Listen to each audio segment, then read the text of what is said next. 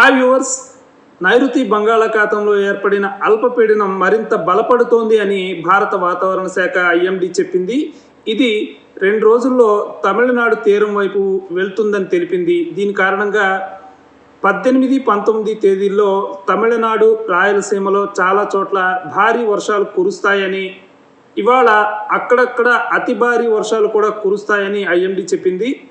ఇవాళ కోస్తాంధ్రలో భారీ నుంచి అతి భారీ వర్షాలు కురుస్తాయని, అలాగే 18, 19, 20 తేదీల్లో కోస్తాంధ్రలో అక్కడక్కడ భారీ వర్షాలు కురుస్తాయని ఐఎండీ చెప్పింది.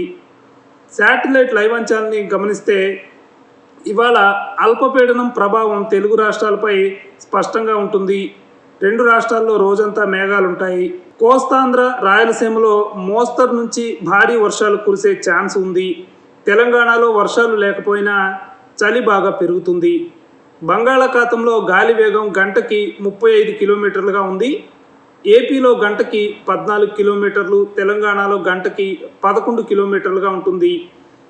18, 19 తేదీల్లో మత్స్యకారులు బంగాళాఖాతంలో చేపల వేటకు వెళ్ళకపోవడం మంచిది. ఉష్ణోగ్రత తెలంగాణలో పగటి వేళ 29 డిగ్రీల సెల్సియస్ ఉంటుంది. ఏపీలో 28 డిగ్రీల సెల్సియస్ ఉంటుంది. తెలంగాణలో రాత్రి వేళ 19 డిగ్రీల సెల్సియస్ ఉంటుంది. ఏపీలో 23 డిగ్రీల సెల్సియస్ ఉంటుంది. ఏజెన్సీ, అటవీ ప్రాంతాల్లో చలి బాగా పెరిగే ఛాన్స్ ఉంది.